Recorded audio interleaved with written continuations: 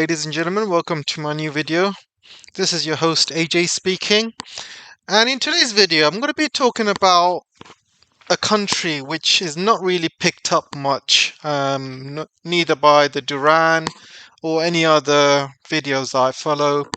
Mainly it's been about Russia, Ukraine, Europe, the fall of Germany, the fall of UK, but not many people actually pick up on Japan. To me, Japan has probably caused a bigger economic suicide than Germany and UK put together. And I'm going to explain why. Japan has been very much out of the radar, but I think Japan is truly screwed. So before I start this video, I'm trying to get to 30k subscribers. I'm currently on 29k. Please make sure you subscribe. Just make sure you are still subscribed, because YouTube does tend to unfollow a lot of you without your knowledge. Just make sure you're still subscribed. And do the usual stuff like, share, watch the video to the end, comment. Try and do that, guys. I really appreciate it. It really helps keep this channel alive, and it keeps me from talking, basically. And if you really want to kind of support the channel, I really want to kind of show my face, guys. I really want to show my face. I really want to quit my job, and I really want to do this full time, but I cannot show my face until I quit my job, because I work for the government. I'm a civil service, and it's very risky for me. So I really appreciate if you guys can support the channel a bit more, so I can quit my job and do this full time. I just need 5 more supporters, and that would be great. Anyway, back onto the show. Japan, to me, has caused absolute economic suicide by siding with the West. They are the only Asian country in the G7, and they went along with these ridiculous sanctions against Russia to the detriment of their own economy. So you can see here, 8 hours ago, it's been reported that Japan's inflation has hit a 41-year high.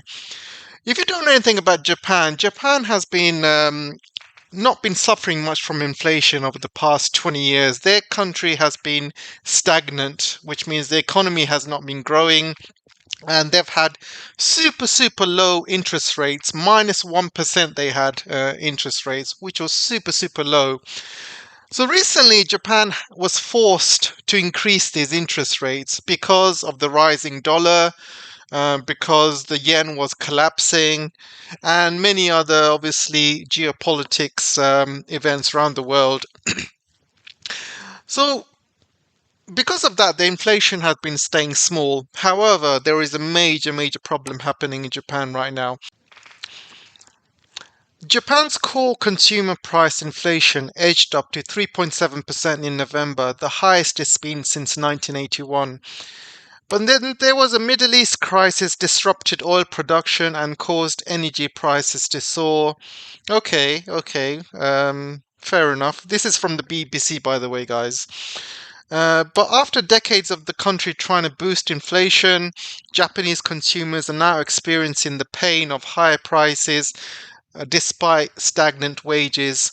Until now, the Bank of Japan has kept its ultra-loose monetary policy to boost its economy, but earlier this week, it surprised the market by raising the cap on interest rate to its 10-year government bonds to 0.25% to 0.5%.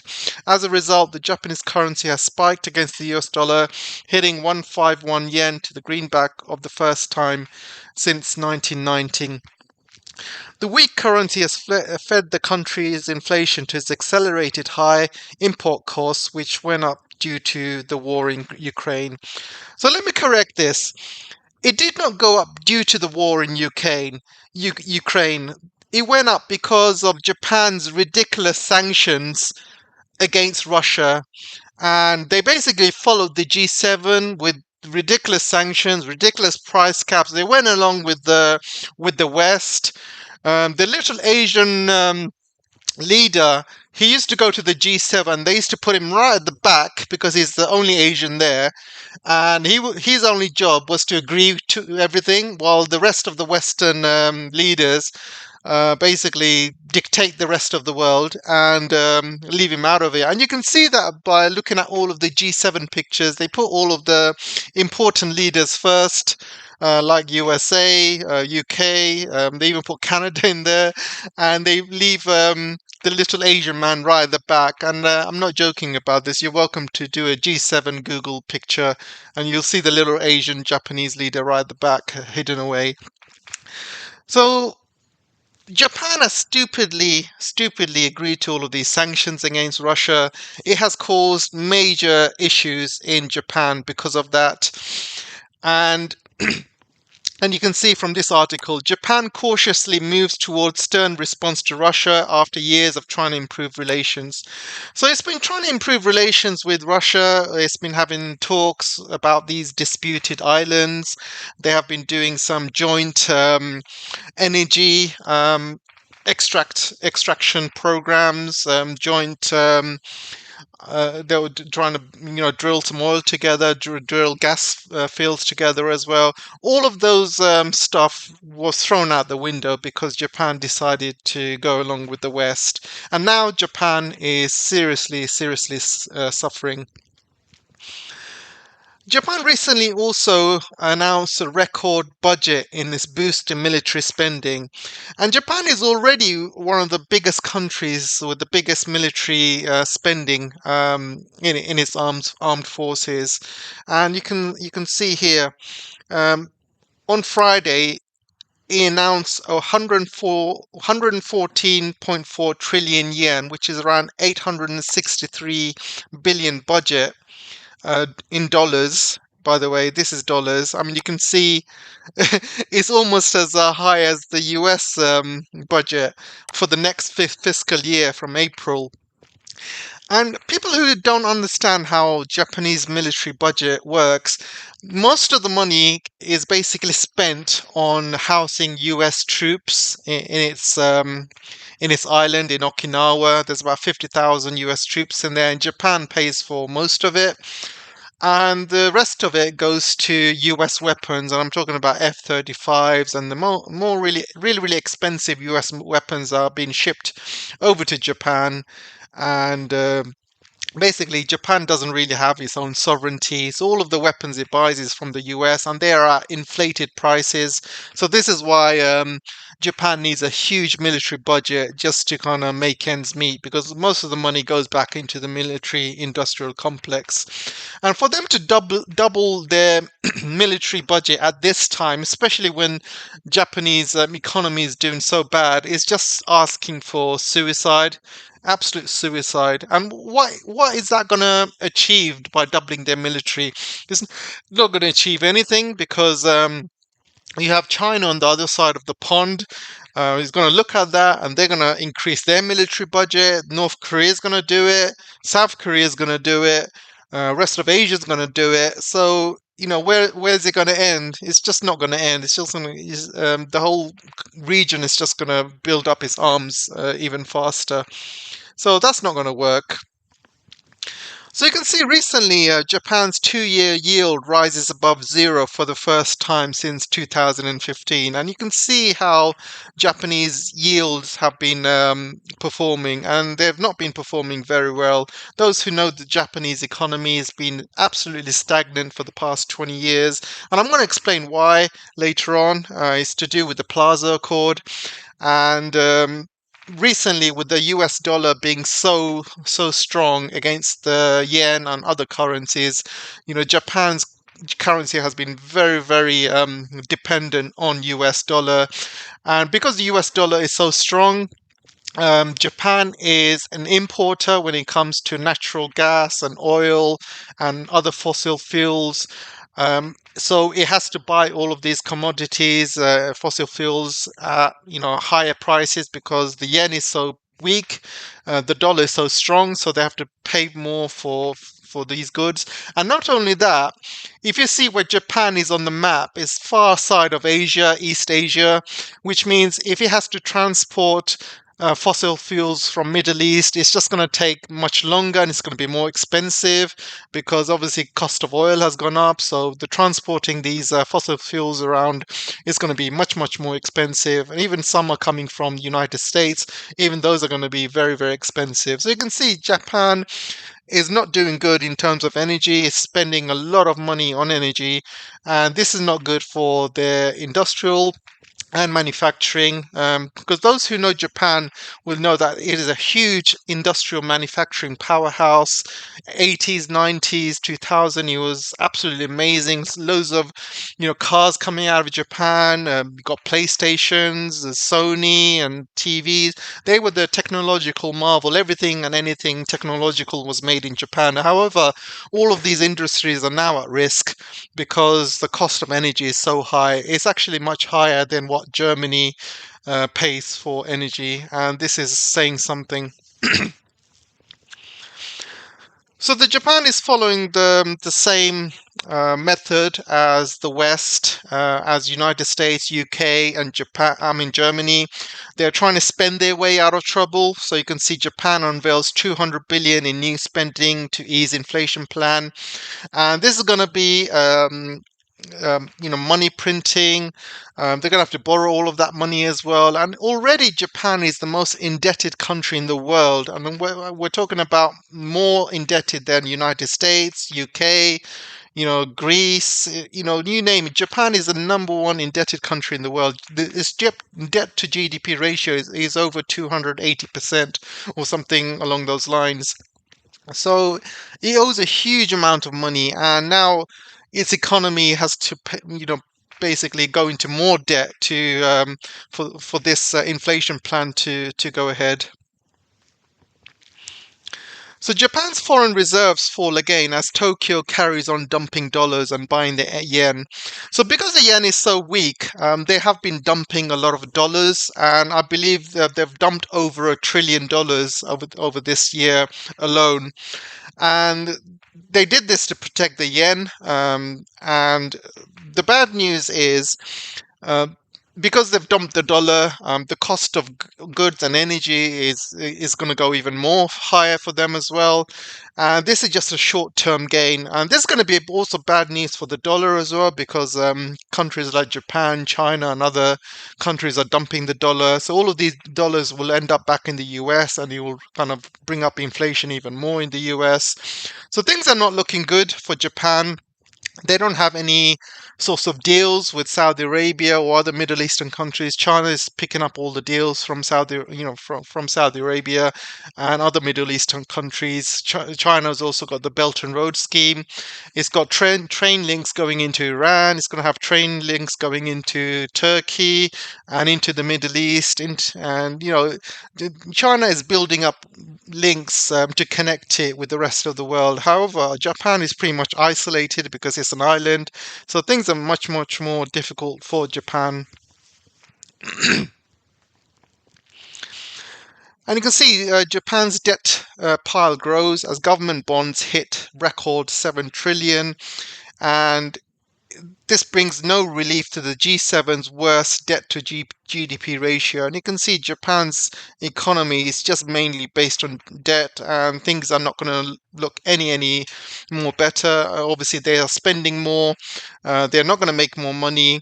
And if you know anything about the Japan economy, you know they don't have the same um, industrial strength as they did in the 80s and 90s and the year 2000. Things are looking very bad for them. 80% of the manufacturing that comes out of Japan is cars, and a lot of Japanese cars, they have not really moved into EVs, which is going to really hit them hard over the next few years. As the world kind of moves into the EV sector, Japan is falling way behind. Japan is also falling way behind in the semiconductor sector as well. At one point, Japan was creating major semiconductors by itself. But unfortunately, over the past few years, it's fell behind to countries like Taiwan, TSMC, South Korea with Samsung, and even Intel. So Japan is falling behind. Its manufacturing is falling behind compared to the rest of the world as well. So things are not looking good for Japan's future. And you can see Japan's yen has been falling over a 24-year low. It's been going up and down, but mostly it's been down. And things are now inflation is starting to bite, and also they have huge amounts of debt. So Japan's economy and its yen is not looking very good. And you can see from this article here, I mentioned the fact that Japan is not really pursuing EV cars. They cannot pursue EV cars for many reasons. Number one, they don't have the same, um, you know, access to raw materials as does China and Russia compared, for example. And China has a lot of mining companies in Africa. They're extracting a lot of kind of lithium and stuff like that. They have a lot of partnerships with the rest of the world when it comes to lithium. Japan doesn't have any of that. So this is one of the reasons they cannot implement EV cars.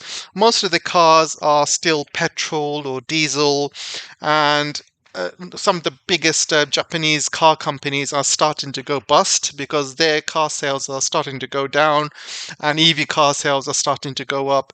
So you can see within the next 5 years, if things don't change very soon, Japan's biggest manufacturing economy, which used to be cars, is going to be pretty much destroyed. And already, electric cars, EV cars, Tesla and other US brands are starting to take over the market, and especially Chinese EV cars as well. So Japan is in serious, serious trouble. There's also other issues as well with semiconductors. Semiconductor market has been taken over by TSMC and also by Samsung. So when it comes to phones, they are obviously leading. The high-end semiconductor market. So Japan doesn't really have any companies within the country itself to make 5 nanometers or below chips. So that is kind of lacking as well. So there's some huge economic challenges to come in Japan over the next few years, and I just don't think things are looking good. So there's other problems with Japan as well. They've got a huge problem with this demographics because the problems of Japan, because it's because the yen is not doing very well, because everybody's working 2 jobs to make ends meet. The wages have been stagnant, but inflation is going up, and people work very, very hard in Japan. If you know Japanese people, they work very hard. They work long hours. They put everything into it because they need to make money, and living in Japan is very expensive as well. And people work very, very hard in Japan, which means they don't have time to make families, they don't have time to make babies, they don't have time to look after babies. And women want to work hard, women want to have a career, and and this is causing a huge demographic issue in Japan. There's other countries, obviously, with demographic issues in the region, like South Korea, for example. South Korea is having the same problem, and even China is starting to have the same problem as well. So this problem seems to be happening along the Western world, but it's affecting some countries more than others. Japan seems to be one of the worst hit countries when it comes to demographics. And they are saying that by 2040, for example, Japan's population could go down in half compared to what it was 20, 30 years ago. So it's not looking good for Japan at all. So I mentioned how Japan over the years has been very subservient to the US dollar. It's been like a feeder system to the US dollar, and they've got no sovereignty whatsoever. No sovereignty when it comes to the military, no sovereignty when it comes to applying sanctions against Russia, no sovereignty when it comes to the economy. So in the 80s and 90s, I remember when Japanese economy was doing very well. And at the time, US was starting to put trade sanctions against Japan. There was a lot of anti-Japanese sentiment there back then. They were saying, "Oh, Japanese are taking over our jobs," and there was a lot of anti-Japanese sentiment happening in the United States. And the United States threatened Japan with more sanctions unless they basically signed what you call a Plaza Accord. And this article itself gives a very good article about the Plaza Accord. And you can see here, following the Second World War, the Japanese economy was devastated from the war. We all know about the 2 atomic bombs that were dropped on Japan. Obviously, not just about the economic destruction, but also in the emotional destruction as well. If this wasn't humiliating enough, the US assumed administrative authority in Japan as part of its peace treaties that ended the war. This allowed the US government to not only run the day-to-day operations of the country as they saw fit, but also to install American military bases across the entire country. And then they've seen that back then Japan was going up in the world. And so what this Plaza Accord did, in general, the economies that were primarily driven by exports want their currency to be weaker, not stronger. So the price of goods were more competitive in the global market. So what happened in the Plaza Accord in 1985, the primary purpose of strengthening the Japan yen was that the Japanese exports would no longer be competitive in the global market. And that meant US exports became more competitive. And after the Plaza Accord, the Japanese economy just tanked, and it's never ever recovered since then. You can see Japanese economy tanks, and it never ever recovered since. And they're calling it a lost decade, or the lost couple of decades, because since then it has never ever recovered, and doesn't look like it's going to recover anytime soon, with more hurt coming to the Japanese people with all of these policies and sanctions that placed against Russia. And I feel sorry for the Japanese people. They have no sovereignty, they have no um, will for themselves. They can't have an independent policy when it comes to the military. They can't have an independent policy when it comes to economics. So they're basically a vassal state of the United States, and the United States you know, will gladly sacrifice every single Japanese in a war with China if it ever comes. If there was a war in the Taiwanese Strait, for example, they will make sure that every single Japanese dies in that war, because Japan would be at the front line between any war between the US or China. I mean, all US has to do is basically launch attacks from Japanese bases. They have Okinawa and other military bases around Japan, and they will basically launch attacks from there to kind of protect Taiwan, and that in turn will allow China to basically attack Japan back. And you've seen it happen, and they're doing that to Ukraine. They've done it to other countries along in the past as well. While the US will gladly stand in the background and let Japanese basically fall in any future Taiwanese war. I'm going to give you a brief history of Japan. I know Japan is not a country that people usually talk about, but I have read a lot of Japan and Chinese history, and a lot of people don't realize Japan used to be a great power once upon a time. However, they have invaded many countries along Asia throughout the years. They invaded South Korea, China. They've invaded many times. They took over the island of Taiwan for about 100 years. And it's not just about taking over these um, taking over some of these countries and invading them, but they have caused some huge, major problems in terms of genocide. For example, in China, there's one particular thing in history called the Rape of Nanjing, and I'm not going to kind of talk about the rape of Nanjing. You're welcome to Google it, but it's one of the worst crimes in humanity when it comes to genocide, and it really is sickening what Japan did at the time. They did many other things as well.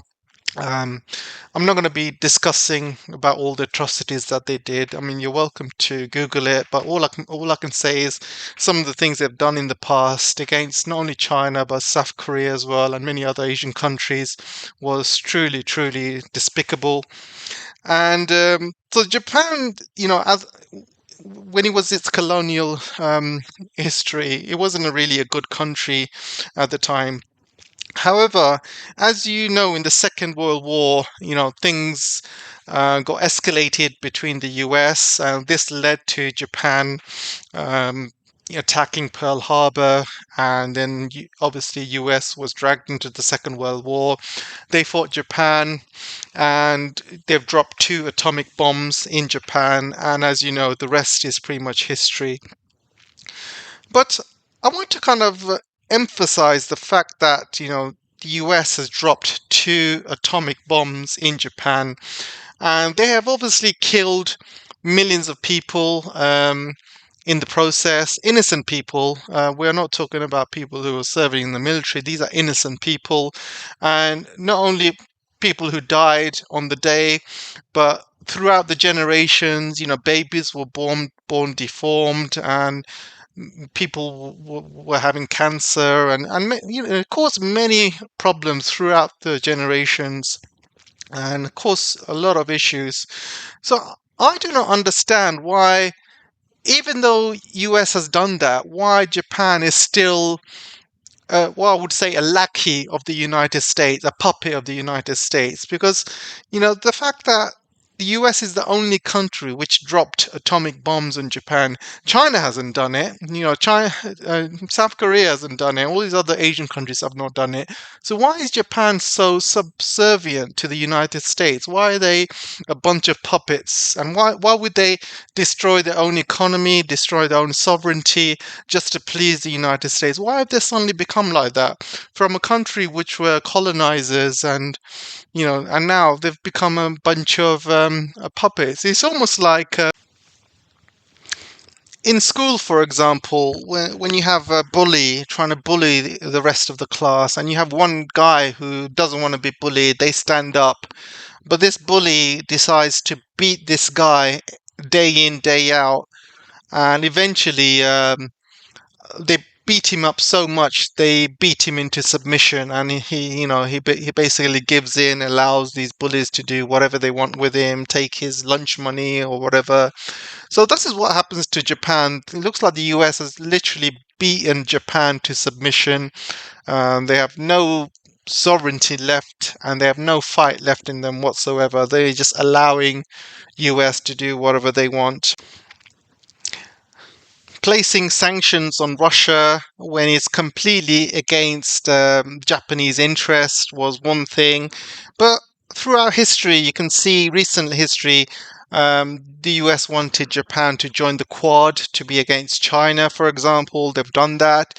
All of these sanctions they've also placed against China, along with the US. I'm talking about the Chip 4 Act as well. The fact is, they will do whatever the US wants of them, despite even if it goes against their own interest, their own economy, they will do it. And the funny fact is, over 80% of Japanese still look at the US as favorably. They love the American culture, they love America in itself. However, there's still a 20% population, and I'm talking about most of them are probably in Okinawa, who actually hate the American bases in Okinawa, and the rest are kind of scattered around. But the fact is, still a huge amount, we're talking about over 80%, still look at the US favorably. And the US has done a very good job in its PR over the years. I mean, if you are a country and you drop 2 atomic bombs on a country, and you're looked at by 80% of the population as favorably, so then you're obviously doing something right on a PR standpoint. And if you put it on the other side, 80% of Japanese don't look at Chinese unfavorably. In fact, they look at Chinese in a very bad way. And again, you have to ask yourself why. Was it China ever invaded Japan? No, it was the other way around. Did China did any genocide against Japanese? No, it was the other way around. So for them to look at China unfavorably, yeah, they look at USA favorably. It just beggars belief how you know this PR exercise has gone beyond overdrive and completely blinded people and has completely alienated people and also brainwashed a lot of the people in Japan.